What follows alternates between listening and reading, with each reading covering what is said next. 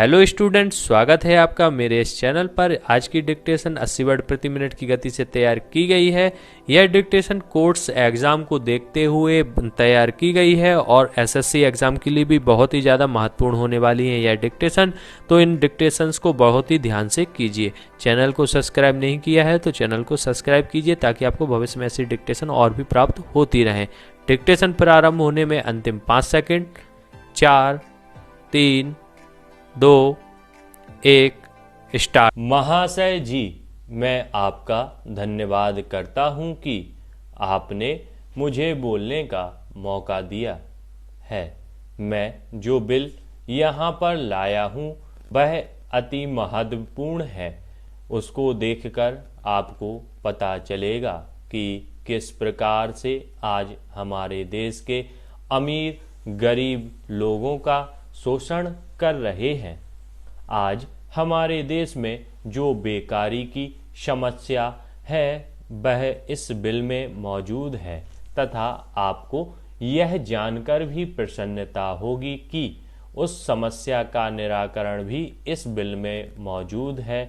मैं आपको एक बात और बताना चाहता हूँ कि अभी जो पीने के पानी के लिए जो नल कनेक्शन दिए गए हैं उसमें भी गरीबों के साथ न्याय नहीं किया गया है।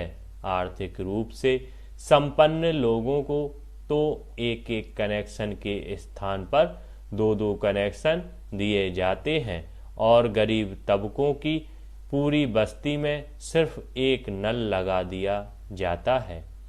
उससे उनकी पानी की पूर्ति भी नहीं हो पाती है। इसमें भी भेदभाव करना हमारी सरकार की एक खामी है। इसे दूर किया जाना चाहिए। पैरा हमें इस पर भी चर्चा करना है कि अभी कुछ दिन पहले देश में गेहूं का जो प्रश्न उठ खड़ा हुआ था उस पर भी हमें अधिक ध्यान देना चाहिए और गेहूं को जहां तक हो सके सस्ते दामों पर मुहैया कराना चाहिए जिससे गरीब मजदूरों को कुछ राहत मिल सके। श्रीमान जी, मैं एक और दूसरी बात आपको बतलाना चाहता हूँ और वह यह है कि सारे देश में एक ऐसा समान कानून बनाया जाए जिससे कि जो बड़े बड़े व्यापारी हैं वे लोग रोजमर्रा की चीज़ों को गेहूं, दाल, चावल, तेल आदि को जमा करके रख लेते हैं और फिर जब भुखमरी तथा अनाज की कमी होती है तो वे लोग उसे मुँह मांगे दामों पर यानी कि ऊंचे भावों में गल्ले को बेचते हैं। मेरा निवेदन है कि ऐसे लोगों के खिलाफ सरकार क्या कार्यवाही करती है। मेरे मुताबिक तो उन्हें कम से कम 1 साल की सज़ा देनी चाहिए और इसे हमारे संविधान में शामिल किया जाना चाहिए। यदि आपको ऐसा करना है तो सबसे पहले हमें अपने भीतर झांक कर हृदय पवित्र करना होगा और हम सब लोगों को जुटकर यह कार्य करना चाहिए।